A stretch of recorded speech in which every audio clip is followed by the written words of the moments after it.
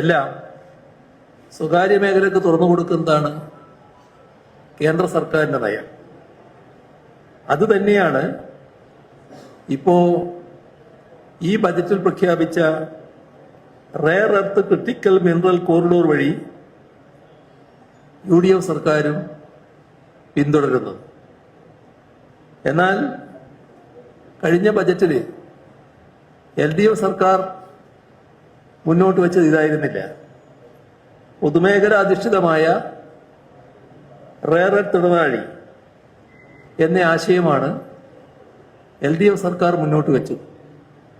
അത് അട്ടിമറിച്ചുകൊണ്ടാണ് കേന്ദ്ര സർക്കാരിന്റെ ആശയം അംഗീകരിച്ച് സ്വകാര്യവൽക്കരണത്തിനുള്ള നീക്കം ഈ ബജറ്റിലൂടെ പ്രഖ്യാപിച്ചിരിക്കുന്നത്. അതേപോലെ തന്നെ ബജറ്റിൽ പ്രഖ്യാപിച്ച മിഷൻ സമുദ്രയുമുണ്ട്. അതും ഇതിന്റെ ഭാഗമായി തന്നെ കാണേണ്ടതാണ്. കേരള മാരിടൈം പോളിസി വഴി കേരളത്തിന്റെ തീരത്തെ സ്വകാര്യ മേഖലയ്ക്ക് തീരെഴുതാനുള്ള ഗൂഢലക്ഷ്യമാണോ ഉള്ളത് എന്ന ആശങ്ക സ്വാഭാവികമായും ഉയർന്നു വരും.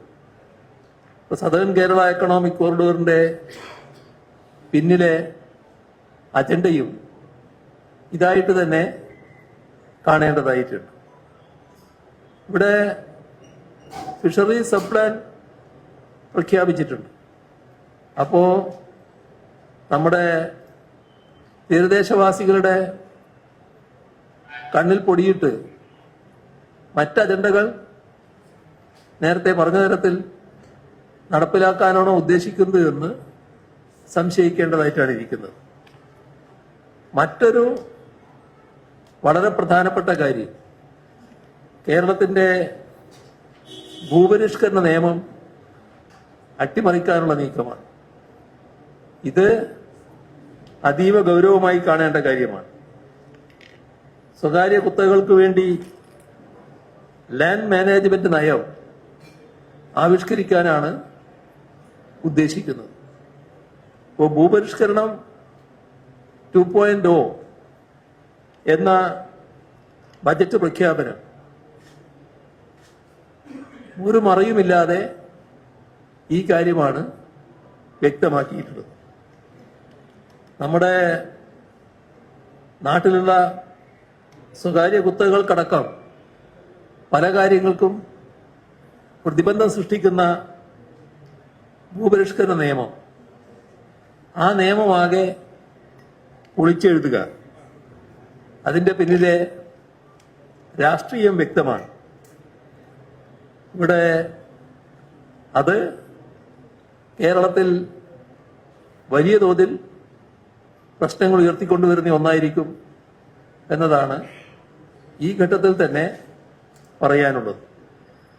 അതോടൊപ്പം തന്നെ നമ്മുടെ നാട് നേടിയിട്ടുള്ള ഒട്ടേറെ നേട്ടങ്ങൾ, അതിൻ്റെ എല്ലാം യഥാർത്ഥ അടിസ്ഥാനം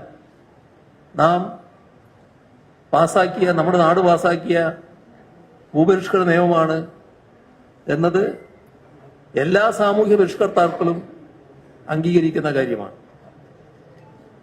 ഇവിടെ ബജറ്റിൽ ഇപ്പോ health and life science city പ്രഖ്യാപിച്ചിട്ടുണ്ട്. ഇതും സ്വകാര്യവൽക്കരണത്തിന്റെ യുക്തിയാണോ പിൻപറ്റുന്നത് എന്ന് ശങ്കിക്കേണ്ടതായിട്ടുണ്ട്.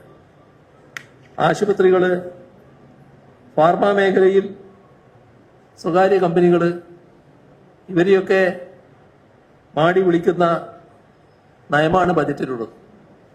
നാം നമ്മുടെ കേരളത്തില് കാണുന്നൊരു വസ്തുതയുണ്ട്. അത് ചില അന്താരാഷ്ട്ര ഭീമന്മാർ, KKR പോലെ, ബ്ലാക്ക് സ്റ്റോൺ പോലുള്ള വൻകിട കമ്പനികൾ, ബഹുരാഷ്ട്ര കുത്തകകൾ കേരളത്തിലെ സ്വകാര്യ ആശുപത്രികൾ കൈയടക്കാൻ നടത്തുന്ന ശ്രമമാണ്. അത് നേരത്തെ തന്നെ കേരളീയ സമൂഹം ശ്രദ്ധിച്ച കാര്യമാണ്. അത് ഒരു ഭാഗത്ത് നിൽക്കുമ്പോൾ അവർക്കെല്ലാം പച്ചക്കൊടി കാണിക്കുന്ന ഒരു സമീപനം ഈ ബജറ്റിലൂടെ വരികയാണ്. സർക്കാർ ആശുപത്രികളെ ശാക്തീകരിക്കുന്ന പ്രഖ്യാപനമൊന്നും ഈ ബജറ്റിന്റെ ഭാഗമായി കാണാൻ പറ്റിയില്ല. മറ്റൊരു പ്രധാനപ്പെട്ട കാര്യം, കേന്ദ്ര ഗവൺമെന്റ് പ്ലാനിംഗ് കമ്മീഷൻ പണ്ടേ നിർത്തലാക്കി. അവര് പ്ലാനിംഗ് കമ്മീഷൻ നിർത്തലാക്കുക മാത്രമല്ല, നീതി ആയോഗ് അതിന് പകരം സംഘടിപ്പിച്ചു. ഇപ്പോ അതേ വഴിയിലേക്ക് നമ്മുടെ സംസ്ഥാനവും നീങ്ങാനാണോ ഉദ്ദേശിക്കുന്നത് എന്നത് ശങ്കിക്കേണ്ടതായിട്ടാണ് ഇരിക്കുന്നത്. ഇപ്പോ പ്ലാനിംഗ് ബോർഡ് പുനഃസംഘടിപ്പിക്കും എന്ന് പറഞ്ഞു കഴിഞ്ഞു. ഒരു തിങ്ക് ടാങ്കായി പ്ലാനിംഗ് ബോർഡിനെ മാറ്റുക എന്നതാണ് വ്യക്തമായി നമ്മുടെ ബജറ്റിൽ പറഞ്ഞു കഴിഞ്ഞ കാര്യം.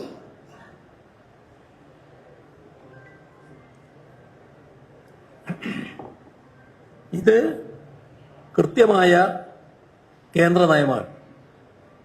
ഒരു മറയുമില്ലാതെ അത് അംഗീകരിക്കുന്ന നിലയിലേക്ക് പ്ലാനിംഗ് കമ്മീഷനെ മാറ്റി നീതി ആയോഗിനെ ആക്കിയതുപോലെ ഇവിടെ ആ ആശയം സ്വീകരിച്ച് ഒരു തിങ്ക് ടാങ്ക് ആക്കി നമ്മുടെ പ്ലാനിംഗ് ബോർഡിനെ മാറ്റുന്നു എന്നാണ് കാണേണ്ടത്. അടുത്ത് ഇറങ്ങിയ ധവളപത്രത്തിന്റെ നിർദ്ദേശത്തിന്റെ അടിസ്ഥാനത്തിൽ കൂടിയാണ് ഇത്തരമൊരു പ്രഖ്യാപനം ബജറ്റിൽ വന്നിട്ടുള്ളത് നമ്മൾ കാണുന്നു. അപ്പോ നെഹ്റുവിയൻ വികസന കാഴ്ചപ്പാടാണ് അംഗീകരിക്കുന്നതാണല്ലോ പറയുന്നത്. നെഹ്റുവിന്റെ വാചകങ്ങൾ ഉദ്ധരിച്ചുകൊണ്ടാണല്ലോ ബജറ്റ് പ്രസംഗം അവസാനിപ്പിച്ചത്.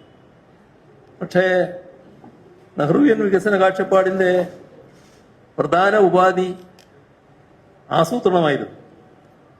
ആ ആസൂത്രണത്തെ ഈ നെഹ്റുവിയൻ സോഷ്യലിസ്റ്റ് എന്ന് അഭിമാനം കൊള്ളുന്ന മുഖ്യമന്ത്രി കുഴിച്ചു മൂടുന്നു എന്ന അവസ്ഥയാണ് ഈ ബജറ്റിലൂടെ നമുക്ക് കാണാൻ കഴിയുന്നത്. എല്ലാവരും സമ്മതിക്കുന്ന ഒരു കാര്യമാണ്, കേരളത്തിൽ വൻതോതിലുള്ള പശ്ചാത്തല വികസനം നടന്നു എന്നുള്ളത്. ആർക്കും ആ കാര്യത്തിൽ മറ്റൊരു വ്യത്യസ്ത അഭിപ്രായം ഉണ്ടാകില്ല. ആ വികസനം നടക്കുന്നതിനിടയാക്കിയത് കിഫ്ബിയാണ്. അതിന്റെ ചാലകശക്തിയായി പ്രവർത്തിച്ചത് കിഫ്ബിയാണ്. പക്ഷേ കിഫ്ബിയുടെ ചിറകരിയുന്ന നിലപാടാണ് ഈ ബജറ്റിൽ സ്വീകരിച്ചിരിക്കുന്നത്. കിഫ്ബി പദ്ധതികൾക്ക് ഫണ്ട് കണ്ടെത്തേണ്ട ബാധ്യതയെപ്പറ്റി പഠിക്കാൻ വിദഗ്ധ സമിതിയെ വെക്കും എന്നാണ് ബജറ്റിലെ പ്രഖ്യാപനം. അതിന്റെ പിന്നിലെ രാഷ്ട്രീയം എല്ലാവർക്കും മനസ്സിലാക്കാൻ കഴിയുന്നതാണ്. കിഫ്ബി എന്ന ആശയത്തെ തന്നെ അവസാനിപ്പിക്കാനുള്ള നീക്കമായിട്ട് വേണം ഇതിനെ കാണാൻ. കേരളത്തിന്റെ ഏറ്റവും മഹത്തായ ഒരു പദ്ധതിയായിരുന്നു ലൈഫ് മിഷനിലൂടെ നടപ്പാക്കിയ പാവപ്പെട്ടവർക്ക് വീട് നൽകുന്ന പദ്ധതി. 5 ലക്ഷത്തിലധികം വീടുകളാണ് അതിന്റെ ഭാഗമായി നൽകിയിട്ടുള്ളത്. ലൈഫ് മിഷനോടുള്ള UDFന്റെ സമീപനം പണ്ടേ എല്ലാവർക്കും അറിയാവുന്നതാണ്. ഇപ്പോ ആ ലൈഫ് പദ്ധതിയെ തകർക്കാനുള്ള നീക്കങ്ങളാണ് നടന്നുകൊണ്ടിരിക്കുന്നത്. കൃത്യമായ രൂപരേഖ പോലും നൽകാതെയാണ് ചില പ്രഖ്യാപനങ്ങൾ ഈ ബജറ്റിലൂടെ വന്നിട്ടുള്ളത്. അതിന് ലൈഫ് മിഷന്റെ ഭാഗത്ത് ഒന്നും പറയുന്നില്ല. എന്നാൽ SC/ST വിഭാഗത്തിന് പ്രത്യേക ഭവന പദ്ധതി പ്രഖ്യാപിച്ചതായി കാണുന്നുണ്ട്. ഇത് സ്വാഭാവികമായും ലൈഫ് പദ്ധതി ഉപേക്ഷിക്കുന്നു എന്നതിൻ്റെ തുടക്കം തന്നെയായിട്ടാണ് കാണേണ്ടത്.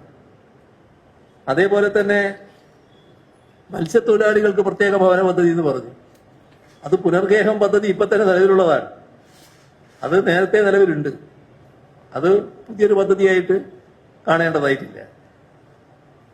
നമ്മുടെ സംസ്ഥാനത്ത് റബ്ബറിന് മാർക്കറ്റിൽ 170 രൂപ ഉള്ളപ്പോഴാണ് റബ്ബറിൻ്റെ തറവില 200 രൂപയായി LDF സർക്കാർ പ്രഖ്യാപിച്ചത്. ഇപ്പോൾ 274 രൂപയാണ് മാർക്കറ്റിൽ റബ്ബറിൻ്റെ വില. അപ്പോൾ 250 രൂപ എന്നാണ് UDF സർക്കാർ പ്രഖ്യാപിച്ചിരിക്കുന്നത്. ഇവിടെ ആരോഗ്യ ഇൻഷുറൻസ് വലിയ പദ്ധതിയാണെന്ന് പറയുന്നുണ്ട്. പക്ഷേ 10 കോടി രൂപയാണ് നീക്കി വെച്ചിട്ടുള്ളത്. അതുകൊണ്ടൊന്നും ആകില്ല എന്ന് എല്ലാവർക്കും അറിയാം. തുടക്കം കാണുമ്പോൾ ഒരു പ്രഹസനം പോലെയുണ്ട്, നീക്കി വെച്ച തുക കാണും. അതേപോലെ തന്നെ നമ്മുടെ സംസ്ഥാനത്ത് നടപ്പാക്കിക്കൊണ്ടിരിക്കുന്ന പദ്ധതിയാണ് സ്ത്രീ സുരക്ഷാ പദ്ധതി. അതേപോലെ തന്നെ കണക്ട് വർക്ക് എന്ന യുവജനങ്ങൾക്കുള്ള പദ്ധതി. ഈ 2 പദ്ധതികളും സർക്കാരിൻ്റെ മുൻഗണനയിലില്ല എന്നാണ് ബജറ്റ് വ്യക്തമാക്കുന്നത്. അതിനെക്കുറിച്ച് ഒന്നും പറഞ്ഞതായി കാണുന്നില്ല. നേരത്തെ ഈ ബജറ്റ് വരുമ്പോൾ ജീവനക്കാർക്കാകെ വിസ്മയമുണ്ടാകും എന്ന് പറഞ്ഞിട്ടുണ്ട്. അത് നിങ്ങൾ അന്വേഷിച്ച് നോക്കണം. ഞാനൊരു വിസ്മയവും കണ്ടില്ല, അതുകൊണ്ടാണ് പറയുന്നത്. ജീവനക്കാർക്ക് എന്താണ് വിസ്മയം ഉണ്ടാക്കാനായത് എന്നത്. ഇവിടെ കഴിഞ്ഞ സർക്കാർ അധികാരമൊഴിയുമ്പോൾ DA കൊടുത്തു തീർത്തിരുന്നു. കുടിശ്ശിക നൽകാനുണ്ടായിരുന്ന തുക 5 ഗഡുക്കളായി നൽകുമെന്ന ഉറപ്പും നൽകിയിട്ടുണ്ടായിരുന്നു. ഇത് സംബന്ധിച്ച് ബജറ്റിലൊന്നും പ്രത്യേകമായി പരാമർശമായി കണ്ടില്ല. 5 വർഷത്തിലൊരിക്കൽ ശമ്പള പരിഷ്കരണം എന്നതാണ് പൊതുവെ സംസ്ഥാനം അംഗീകരിച്ചിരുന്നത്. നിലവിലുള്ള ശമ്പള പരിഷ്കരണ കമ്മീഷന്റെ കാലാവധി കഴിഞ്ഞിട്ടുണ്ട്. ഇത് തുടരുമോ? അതും ബജറ്റിൽ വ്യക്തമാക്കാൻ തയ്യാറായിട്ടില്ല.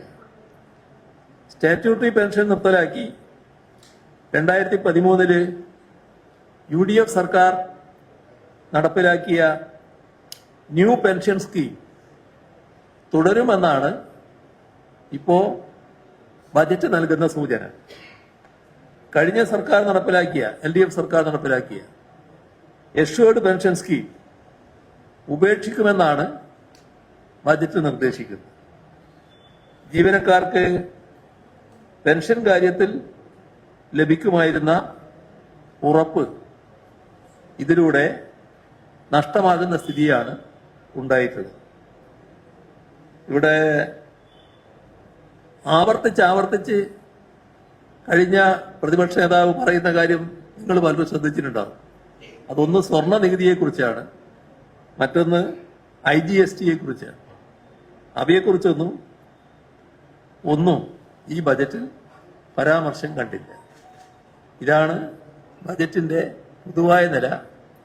LDF സർക്കാർ പറഞ്ഞ കുറേ കാര്യങ്ങൾ ആവർത്തിച്ച് പറഞ്ഞിട്ടുണ്ട്. ചില കാര്യങ്ങൾ പേര് മാറ്റിയിട്ടുണ്ട്.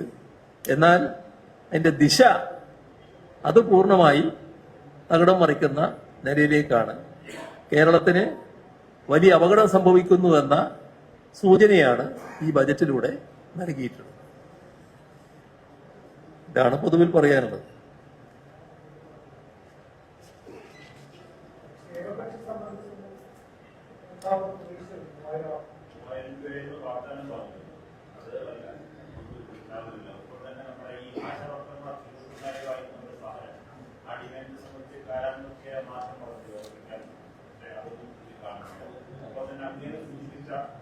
ഇവിടെ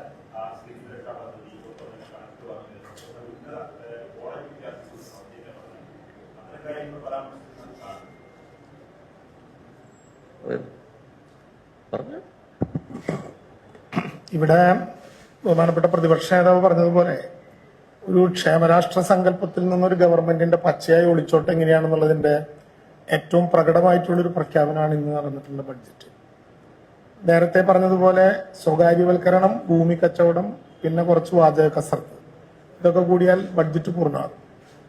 നേരത്തെ ബഹുമാനപ്പെട്ട പ്രതിപക്ഷ നേതാവിനോട് നിങ്ങൾ ചോദിച്ചതുപോലെ ക്ഷേമ പെൻഷൻ 3000 ആക്കിയില്ലെന്ന് മാത്രമല്ല, കൊട്ടിഘോഷിച്ചുകൊണ്ട് അവതരിപ്പിച്ച ഇന്ദിരാ ഗ്യാരണ്ടികളിൽ KSRTC ഒഴിച്ചൊന്നും പ്രാബല്യത്തിൽ വരാനുള്ള സാമ്പത്തികമായൊരു നിർദ്ദേശവും ഇതിനകത്തില്ല. ഈ ഗവൺമെന്റ് അധികാരത്തിൽ വന്നാൽ നേരത്തെ ഇവിടെ പറഞ്ഞതുപോലെ സ്ത്രീകൾക്ക് ഗവൺമെന്റ് കൊടുത്തുകൊണ്ടിരുന്ന 12 ലക്ഷം പേർക്ക് കൊടുത്തു തുടങ്ങിയിട്ടുള്ള 1000 രൂപ നിർത്തിവെച്ചു എന്നുള്ള ആക്ഷേപത്തിന് മറുപടിയില്ല എന്ന് മാത്രമല്ല, ഉന്നത വിദ്യാഭ്യാസ രംഗത്തുള്ള വിദ്യാർത്ഥിനികൾക്ക് 1000 രൂപ പ്രതിമാസം കൊടുക്കും എന്ന പ്രഖ്യാപനം, യുവാക്കൾക്ക് 5 ലക്ഷം രൂപ വരെ പലിശരഹിതമായിട്ടുള്ള പിന്നെ ലോൺ കൊടുക്കും എന്നുള്ള പ്രഖ്യാപനം, നേരത്തെ ബഹുമാനപ്പെട്ട പ്രതിപക്ഷ നേതാവ് പറഞ്ഞതുപോലെ കേരളത്തിൽ ഏതാണ്ട് 94 ലക്ഷം റേഷൻ കാർഡ് തന്നെയുണ്ട്, 1 കോടിയോളം കുടുംബങ്ങളുണ്ട് എന്ന് കരുതുക. 25 ലക്ഷം രൂപയുടെ പ്രതിവർഷ ഇൻഷുറൻസിന് പ്രാഥമികമായി 10 കോടി മാറ്റിവെച്ചത് എന്തിനാണെന്നോ എന്നാരംഭിക്കുമെന്നോ ഉള്ള പ്രഖ്യാപനമില്ല. ഇന്ദിരാ ഗ്യാരണ്ടിയോ ഇന്ദിരാ ക്യാൻറ്റീനോ യഥാർത്ഥത്തിൽ പ്രകടന പത്രികയിൽ നിന്ന് ഇപ്പോഴും ലക്ഷ്യം കണ്ടിട്ടില്ല എന്നുള്ളൊരു പ്രധാനപ്പെട്ട പ്രശ്നമുണ്ട്. യഥാർത്ഥത്തിലൊരു ഗവൺമെന്റ് തുടക്കത്തിലെ ഇങ്ങനെ ഒരു ബിസിനസ്സിലേക്ക് പോകും എന്ന് കേരളം പ്രതീക്ഷിച്ചതല്ല. യഥാർത്ഥത്തിൽ ഇവിടെ വളരെ മനോഹരമായി എങ്ങനെയാണ് കേരളത്തിന്റെ ഭൂനിയമങ്ങൾ മാറ്റാൻ പോകുന്നത് എന്ന് രേഖപ്പെടുത്തിയിട്ടുണ്ട്. അതെല്ലാം ചെന്ന് എത്തി നിൽക്കുന്നത് ഉമ്മൻചാണ്ടി സർക്കാരിന്റെ അവസാന കാലത്ത് നിർബന്ധപൂർവം കൊണ്ടുവന്ന ഭൂമി കച്ചവടം, പിന്നീടുള്ള ഗവൺമെന്റ് 2016 എടുത്തു കളഞ്ഞ ആ തീരുമാനങ്ങളൊക്കെ വീണ്ടും വരാനുള്ള വളരെ ബോധപൂർവമായിട്ടുള്ള പരിഷ്കരണമാണ്. വാണിജ്യ സംരംഭങ്ങൾക്കായി ഭൂമി പരിവർത്തനം ചെയ്യുന്ന പ്രക്രിയ വേഗത്തിലാക്കും. അതാണ് ഭൂപരിഷ്കരണം 2. ഇതിനിടയിൽ തന്നെ നമ്മുടെ വിനോദസഞ്ചാരവുമായി ബന്ധപ്പെട്ട് തോട്ടം മേഖലയിൽ കൂടുതൽ സ്ഥലം ടൂറിസത്തിനായി ഉപയോഗിക്കാവുന്ന വിധത്തിൽ ആവശ്യമായ നിയമ ഭേദഗതി കൊണ്ടുവരും. യഥാർത്ഥത്തിൽ ഭൂപരിഷ്കരണ നിയമത്തിൽ ഉമ്മൻചാണ്ടിയുടെ ഗവൺമെന്റ് ഉള്ള കാലത്ത് തന്നെ 5% മറ്റാവശ്യങ്ങൾക്ക് വിനിയോഗിക്കാൻ അതിന്റെ എക്സംഷൻ കൊടുക്കുന്ന 81(4) പ്രകാരം ഒരു ഭേദഗതി നേരത്തെ ഉണ്ടായിട്ടുള്ളതാണ്. എന്നാൽ 81(4) പ്രകാരം ഉമ്മൻചാണ്ടിയുടെ ഗവൺമെന്റ് ഉണ്ടാക്കിയ നിയമപരമായ ഭേദഗതി, പ്രസിഡന്റിന്റെ കൺസെന്റ് ഉള്ളൊരു നിയമമാണത് എന്ന് നിങ്ങൾക്ക് എല്ലാവർക്കും അറിയാം. അതിൽ ഇനി നിയമ ഭേദഗതി കൊണ്ടുവന്നുകൊണ്ട് ഭൂപരിഷ്കരണ നിയമത്തിന്റെ ഭാഗമായിട്ട് എടുത്ത സ്റ്റെപ്പുകൾ പൂർണ്ണമായിട്ട് ഇല്ലാതാക്കും എന്ന പ്രഖ്യാപനം യഥാർത്ഥത്തിൽ ഭൂമാഫിയയ്ക്കും നമ്മുടെ ഭാഷയിൽ പറഞ്ഞാൽ ഈ റിയൽ എസ്റ്റേറ്റ് കമ്പനിക്ക് നൽകുന്ന ഒരു സൗകര്യങ്ങളായിരിക്കും അതിലൂടെ ഉണ്ടാക്കാൻ പോകുന്നത് എന്ന് മനസ്സിലാക്കാൻ കഴിയും. കൂടുതൽ ദീർഘിപ്പിക്കല്ല, നിങ്ങൾ പറഞ്ഞുകൊണ്ട് ഞാൻ പറഞ്ഞാണ്. കേരളത്തിൽ യഥാർത്ഥത്തിൽ ഒരു മാസക്കാലത്തിനിടയിൽ 3 ഡോക്യുമെന്റുകൾ അവതരിപ്പിച്ചുകൊണ്ട് നമ്മുടെ ധവളപത്രത്തിൽ പെരുപ്പിച്ചു കാണിച്ച കണക്കുകളുടെ പിൻബലത്തോടെ ഇനി കേരളത്തിൽ ഒരു ക്ഷേമ പദ്ധതിയും വരാൻ പോകുന്നില്ല എന്നും ഇനി എല്ലാം സ്വകാര്യവൽക്കരണവും PPP മാത്രമേ രക്ഷയുള്ളൂ എന്നും പറഞ്ഞു വെക്കാൻ ചില മറകളായി ഈ ഒരു മാസക്കാലത്തെ വിവിധങ്ങളായ ഡോക്യുമെന്റുകളെ ഗവൺമെന്റ് മാറ്റി എന്നുള്ള വളരെ ഗുരുതരമായ ആക്ഷേപം നേരത്തെ ഇവിടെ ബഹുമാനപ്പെട്ട പ്രതിപക്ഷ നേതാവ് ആ കാര്യങ്ങളെല്ലാം വിശദീകരിച്ച് പറഞ്ഞാണ്. ഓരോ വകുപ്പുകൾക്കും കൊടുക്കേണ്ട സംഖ്യ ഇപ്പോ നേരത്തെ ഇവിടെ വിശദീകരിച്ചതുപോലെ പ്ലാൻ 35,000-ൽ നിന്ന് കേന്ദ്ര ഗവൺമെന്റിന്റെ സംവിധാനം കിട്ടാത്തതുകൊണ്ട് 30,000 ആക്കുന്നു എന്ന ആമുഖത്തിൽ ബഹുമാനപ്പെട്ട മുഖ്യമന്ത്രി സൂചിപ്പിക്കുകയുണ്ടായി. പക്ഷെ അത് ഏതൊക്കെ മേഖലകളിലായിരിക്കും ആ കുറവുണ്ടാകാൻ പോവുക? ഏറ്റവും പ്രധാനമായിട്ട് കേരളം ആശ്രയിക്കേണ്ട ഒരു മേഖല കൃഷിയാണ്. കൃഷിക്ക് കഴിഞ്ഞ ഗവൺമെന്റിന്റെ കാലത്ത് നമ്മൾ നീക്കിവെച്ചത് 2071 കോടി 95 ലക്ഷം രൂപയാണ്. ഞാൻ ഒറ്റ ഉദാഹരണം പറഞ്ഞാണ്, ഒരു വകുപ്പിന്റെ മാത്രം. അതിൽ കേന്ദ്രത്തിൽ നിന്ന് ലഭ്യമാകുമെന്ന് പ്രതീക്ഷിക്കുന്നത് 234 കോടിയാണ്. അത് കുറച്ചാലും ആ കേന്ദ്രത്തിൽ നിന്ന് ലഭ്യമാകും എന്ന് കരുതുന്ന മാച്ചിങ് ഗ്രാന്റുകൾ ഉൾപ്പെടെ കൊടുക്കേണ്ട തുക അങ്ങ് കിട്ടില്ല എന്ന് വെച്ചാലും കേരളത്തിന്റെ തനത് പ്ലാനിൽ നിന്ന് 1737 കോടി 22 ലക്ഷം രൂപ കൃഷിക്ക് വേണ്ടി മാറ്റിവെച്ചിട്ടുണ്ട് കഴിഞ്ഞ ബഡ്ജറ്റ്. അത് ഫുൾ ബഡ്ജറ്റാണ്, പാസ്സാക്കിയതാണ് കേരളത്തിന്റെ നിയമസഭ. അതിന് ഓൾട്ടർനേഷൻ കൊണ്ടുവരുമ്പോൾ കേരളത്തിന്റെ പ്ലാനിൽ 1737 കോടി മാറ്റിവെക്കുകയും സർക്കാരിൽ നിന്ന് കേന്ദ്രത്തിൽ നിന്ന് 234 പ്രതീക്ഷിക്കുകയും ചെയ്ത് 2071 കോടി രൂപ മാറ്റിവെച്ച കൃഷിക്ക് ഇപ്പൊ കൊടുക്കാൻ തീരുമാനിച്ചിട്ടുള്ളത് 1534 കോടി രൂപയാണ്. ഏത് മലയോര സംരക്ഷണത്തിന്റെ രാഷ്ട്രീയവും കഥയാണ് ഇവിടെ പറയുന്നതെന്ന് നമുക്ക് മനസ്സിലായില്ല. ഇപ്പോ ചില വാചാടകങ്ങളുണ്ട് ഇതിനകത്ത്.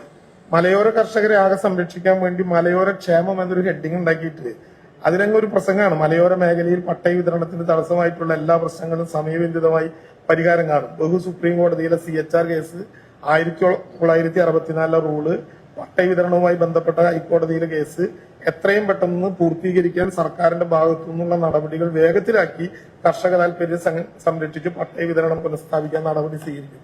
ഇത് ഏജ് നേരിട്ട് കേരളത്തിന്റെ ഹൈക്കോടതിയിലും സുപ്രീം കോടതിയിലും ഇടപെട്ട് കഴിഞ്ഞ 3-4 വർഷക്കാലമായി നടത്തിക്കൊണ്ടിരിക്കുന്ന കേസാണ്. അത് സ്പീഡിലാക്കാൻ ഇനി AGയുടെ മുഖമോ കോടതിയിലെ വക്കീലിന്റെ മുഖമോ മാറ്റുക എന്നല്ലാതെ സർക്കാരിന് ചെയ്യാവുന്നത് കോടതിയിൽ ഇതുമായി ബന്ധപ്പെട്ട യുദ്ധങ്ങൾ തന്നെയാണ്. താലൂക്കുകൾ പുനഃസംഘടിപ്പിക്കാനുള്ള പഠനം നടത്തും. പഠനം നടത്തിയാണ് കഴിഞ്ഞ തവണ നമ്മൾ കൊടുക്കണം നിശ്ചയിച്ചാണ്. പക്ഷെ സെൻസസ് ആരംഭിച്ച ഘട്ടത്തിൽ പിന്നെ പുതിയ റവന്യൂ വിഭജനം നടത്താൻ പറ്റില്ല എന്നുള്ളത് നമ്മൾ മാറ്റിവെച്ചാണ്. അപ്പോൾ ചിലത് വാചക കസരത്തായി പോകുമോ എന്നുള്ള പേടിയുണ്ട്. സ്വകാര്യവൽക്കരണമാണ് ഗവൺമെന്റിന്റെ മുഖമുദ്ര എന്ന് ഏറ്റവും വേഗത്തിൽ പ്രഖ്യാപിച്ചു. അതിന്റെ ഭാഗമായി നിക്ഷേപങ്ങളൊക്കെ കേരളത്തിലേക്ക് വന്നതിന്റെ വളരെ കൃത്യമായിട്ടുള്ള കണക്ക് ഉദാഹരണം ഇതിൽ പറഞ്ഞേക്കല്ലേ. MSME 1000 കഴിഞ്ഞ തവണത്തെ ബഡ്ജറ്റിൽ തന്നെ നമ്മൾ പറയുന്നുണ്ട്. MSME 1 ലക്ഷം സൃഷ്ടിക്കാൻ വേണ്ടി 110 കോടി രൂപ ആ ബഡ്ജറ്റിൽ തന്നെ ഇതിൽ മാറ്റിവെച്ചിട്ടുണ്ട്. അപ്പോൾ ഒരു ബഡ്ജറ്റിൽ നിന്ന് മറ്റൊരു ബഡ്ജറ്റിലേക്ക് പോകുമ്പോൾ പുരോഗമനപരമായിട്ടുള്ള നെഹ്റുവിൻ ലെഫ്റ്റ് ഫിനാൻഷ്യൽ കൈകാര്യം ആലോചിക്കുന്ന ഒരു ഗവൺമെന്റ് ചെയ്യേണ്ട ഒരു നടപടിക്രമവും ഇതിലുണ്ടായിട്ടില്ല എന്ന പരാതിയുണ്ട്. പിന്നെ ഒരു കാര്യത്തിലുള്ള സന്തോഷം, കഴിഞ്ഞ ഗവൺമെന്റ് തീരുമാനിച്ച ഒരുപാട് കാര്യങ്ങൾ കുറച്ചുകൂടി നല്ല വാക്കുകളൊക്കെ പ്രയോഗിച്ച് കുറച്ചുകൂടി നമ്മുടെ നാട്ടുഭാഷയിൽ പറഞ്ഞ കുറച്ച് മെനയോടെ നല്ല കുറച്ച് കടുപ്പത്തോടു കൂടി പറഞ്ഞതിൽ വളരെ സന്തോഷമുണ്ട്. അതതുപോലെ തുടരുന്നു. പക്ഷെ വളരെ പ്രധാനപ്പെട്ട ചില കാര്യങ്ങളിൽ ഇപ്പോഴും ആശങ്ക നിലനിൽക്കുന്നുണ്ട്. കഴിഞ്ഞ സ്ത്രീകൾക്ക് സ്ത്രീ സുരക്ഷാ പദ്ധതിയുടെ ഭാഗമായി കൊടുക്കുന്ന 1000 രൂപയുടെ തുടർ നടപടി ഉൾപ്പെടെ കേരളത്തിലെ ആളുകൾ 12 ലക്ഷം പേര് രജിസ്റ്റർ ചെയ്ത് കാത്തിരുന്നതാണ്. അതുൾപ്പെടെ ഇന്ദിരാ ഗ്യാരണ്ടികളിൽ പറഞ്ഞ മറ്റു പ്രഖ്യാപനങ്ങളടക്കം ഇന്ദിരാ ക്യാൻറ്റീൻ കേരളത്തിൽ എല്ലാവിടെയും ആരംഭിക്കാൻ പോകുന്നു എന്ന കഥയടക്കം ഇത്തരം വിഷയങ്ങളെ എങ്ങനെ സമീപിക്കും എന്നുള്ളത് കാത്തിരുന്ന് കാണാം. പ്രാഥമികമായിട്ടുള്ള നിരീക്ഷണമാണ് ഇക്കാര്യത്തിൽ നടത്തിയത്. കുറച്ചുകൂടി ഇനിയിപ്പോ സ്റ്റേറ്റ്മെന്റുകളും എസ്റ്റിമേറ്റും ഒക്കെ വരാനുണ്ട്. അതിന്റെ ഭാഗമായിട്ടുള്ള പുസ്തകങ്ങൾ വരാനുണ്ട്. അതുകൂടി നോക്കുമ്പോൾ കുറച്ചുകൂടി മനസ്സിലാകും. അവതരണത്തിൽ നിന്ന് പ്രധാനമായിട്ടും ഇക്കാര്യങ്ങളാണ് നമുക്ക് പിന്നെ മനസ്സിലാക്കാൻ കഴിയുന്നത് എന്നുള്ളതാണ് പ്രധാനപ്പെട്ട കാര്യം. ഈ പറഞ്ഞൊന്നും ഇതിൽ ഉൾപ്പെട്ടിട്ടുണ്ട്. ഞാനൊരു 3 പ്രധാനപ്പെട്ട പോയിന്റ് മാത്രമേ പറയുന്നുള്ളൂ. ബാക്കിയെല്ലാം ബഹുമാനപ്പെട്ട പ്രതിപക്ഷ നേതാവും കെ രാജൻ അദ്ദേഹം പറഞ്ഞു. ഒന്നാമത്തെ കാര്യം, ഈ സ്റ്റേറ്റിന്റെ ഫൈനാൻഷ്യൽ പൊസിഷൻ മോശമാണെന്ന് പറഞ്ഞാണ് ആദ്യത്തെ ഒരു കുറെ പാരഗ്രാഫ്. വാസ്തവത്തിൽ അതിനോടൊപ്പം അവർ പറഞ്ഞു ഈ റവന്യൂ ഡെഫിസിറ്റ് ഗ്രാന്റിന്റെ 14,500 കോടിയോളം നമ്മൾ വെച്ചിരുന്നു, അത് കിട്ടാത്ത സ്ഥിതിയുണ്ട്. പ്ലാൻ കട്ട് ചെയ്തതിനകത്ത് വലിയ തോതിലുള്ള കട്ടിങ് വന്നിട്ടില്ല. ബാക്കി റവന്യൂ ഒക്കെ ഉണ്ട്. പ്ലാനിന്റെ 5000 കോടി കട്ട് ചെയ്തിട്ടുണ്ട്. പ്രൊപ്പോർഷനേറ്റ് അല്ലാതെ, അതായത് 5000 കോടി കട്ട് ചെയ്താൽ 3 വർഷം മുമ്പുണ്ടായിരുന്ന റവന്യൂ വകുപ്പിന്റെയും കൃഷി വകുപ്പിന്റെയും തുകയെക്കാളും താഴെ പോകേണ്ട കാര്യമില്ല. അപ്പൊ അതൊന്നും കൃത്യമായി പഠിക്കാതെ പറഞ്ഞതുകൊണ്ടാണ് അത് വന്നത്. സ്റ്റേറ്റിന്റെ ഫൈനാൻഷ്യൽ പൊസിഷൻ അത്ര മോശമല്ല എന്നുള്ളതും നികുതി പിരിവ് വളരെ മോശമാണ് അദ്ദേഹം വീണ്ടും പറഞ്ഞു. മുഖ്യമന്ത്രി ആകുമ്പോൾ അദ്ദേഹം ധനകാര്യമന്ത്രി കൂടി ആകുമ്പോൾ അത് വെച്ചിട്ട് പറയാൻ പാടും. ഇപ്പൊ സ്റ്റേറ്റ് ഫൈനാൻസസിനെ സംബന്ധിച്ച് CNDAയുടെ റിപ്പോർട്ട് ജൂൺ 16 പ്രസിദ്ധീകരിച്ചാണ്. ഈ ജൂൺ 16 പ്രസിദ്ധീകരിച്ച ഈ റിപ്പോർട്ടിനകത്ത് അതിന്റെ രണ്ടാമത്തെ പേജ് സ്റ്റേറ്റ് ഓൺ ടാക്സ് റവന്യൂവിനെ സംബന്ധിച്ച് പൊതുവിൽ സ്റ്റേറ്റുകളുടെ പറയുമ്പോൾ അതിനകത്ത് പറയുന്നു, the top 7 States during 2024-25, the top 7 states whose SOTR contributed up to 60% of revenue receipts were Gujarat, Haryana, Karnataka, Kerala, Maharashtra, Tamil Nadu and Telangana. ഇത് 10 വർഷക്കാലത്തെ കണക്കെടുത്തിട്ട് കഴിഞ്ഞ വർഷത്തെ കണക്കെടുത്ത് CNDAG റിപ്പോർട്ടാണ്. അതിനകത്ത് കേരളം അതിനകത്ത് ഏറ്റവും മുന്നിൽ നിൽക്കുന്ന 60%-ലധികം SOTR ഉണ്ടാക്കുമെന്ന് പറഞ്ഞിട്ടുണ്ട്. അദ്ദേഹം കേരളത്തിന്റെ സ്റ്റേറ്റ് ഫിനാൻസ് മിനിസ്റ്ററും ചീഫ് മിനിസ്റ്ററുമാണ്. അദ്ദേഹം പ്രതിപക്ഷ നേതാവല്ല.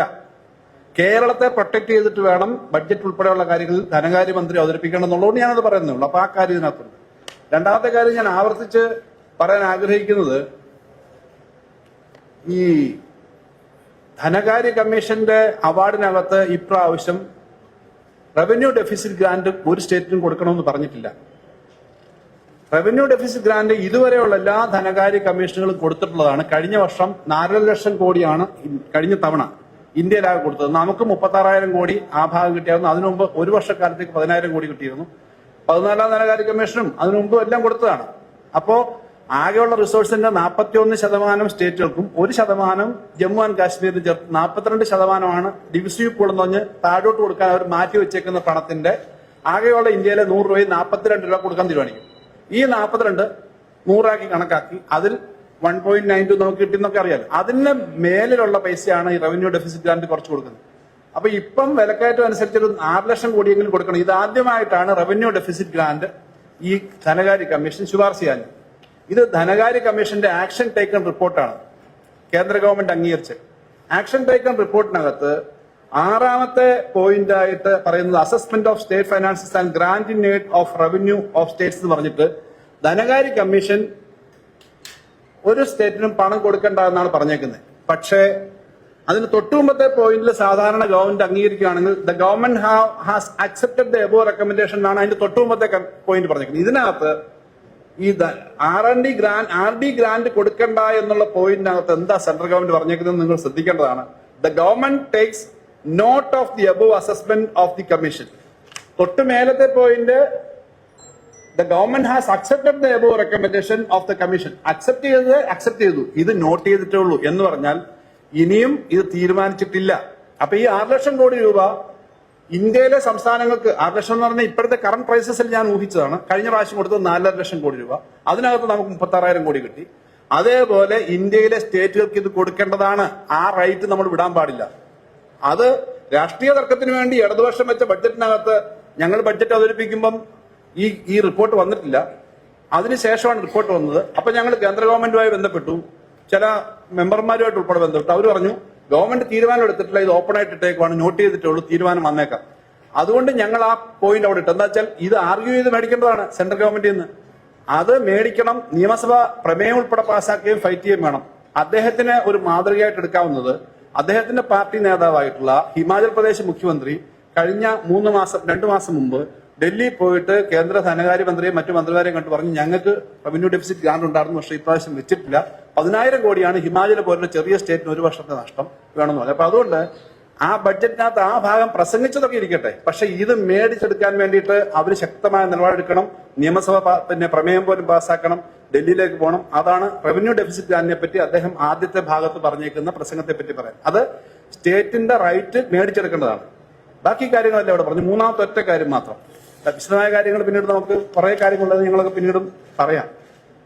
നികുതിയുടെ കാര്യത്തിൽ അദ്ദേഹത്തെ റവന്യൂ സൈഡിൽ കാണിച്ചിട്ടില്ല. പക്ഷേ നികുതിയുടെ കാര്യത്തിൽ വളരെ സീരിയസ് ആയ ഒരു കാര്യം വന്നിട്ടുണ്ട്. അത് നിലവിലെ നമ്മുടെ മദ്യം സംബന്ധിച്ച് 2 തരത്തിലുള്ള ഈ വീര്യം കുറഞ്ഞ മദ്യം പ്രൊമോട്ട് ചെയ്യാൻ, വീര്യം കുറഞ്ഞ മദ്യം വൈൻ ഉണ്ടാക്കുന്നതിനെ പ്രൊമോട്ട് ചെയ്യാൻ വേണ്ടി ഞങ്ങളൊരു പോളിസി പറഞ്ഞിരുന്നു. നേരത്തെ ഒരു ബഡ്ജറ്റിൽ തന്നെ പറഞ്ഞതാണ്. അതെന്ന് പറഞ്ഞാൽ കേരളത്തിലെ ഫ്രൂട്ട്സിനെ ഉപയോഗിച്ചിട്ട് മദ്യം ഉണ്ടാക്കുമ്പോൾ അതിന് വൈനിന്റെ അതേ റേറ്റ് തന്നെ 86% വൈനിന്. ബിയറിനാണെങ്കിൽ 120% വരെയുള്ള 116% ബിയറിന്. വിദേശ മദ്യത്തിന് 251%. പക്ഷെ കേരളത്തിൽ വലിയൊരു ആവശ്യം ഉണ്ടായിരുന്നു. വീര്യം കുറഞ്ഞ ആൽക്കഹോൾ വൈൻ എന്ന് വെച്ചാൽ ഫ്രൂട്ട്സിൽ നിന്ന് എടുക്കുന്നതിനകത്ത് ആൽക്കഹോൾ ഉണ്ടെങ്കിലും ഫ്രൂട്ടിൽ നിന്ന് എടുക്കുന്നത് വൈനായിട്ട് കണക്ക് വെക്കുന്ന ബിയർ വേറൊരു കാറ്റഗറിയാണ്. അതേസമയം ആൽക്കഹോളിനകത്ത് എത്ര വെള്ളം ചേർക്കുന്നോ അല്ലെങ്കിൽ എന്താണോ അത് ലൈറ്റ് ആക്കുന്നോ അനുസരിച്ചിട്ടാണ് അതിന്റെ ഈ ലഹരിയുടെ പെർസെന്റ് വരുന്നത് ആൽക്കഹോൾ. അങ്ങനെ വരുമ്പോൾ 0.5% മുതൽ 10% വരെ വീര്യമുള്ള മദ്യത്തിന് 120% പുതിയൊരു നികുതി ഫിക്സ് ചെയ്തിരിക്കുന്നു. രണ്ടാമത്തത് 10 മുതൽ 20% വരെയുള്ള മദ്യത്തിന് 175% ഫിക്സ് ചെയ്തിരിക്കുന്നു.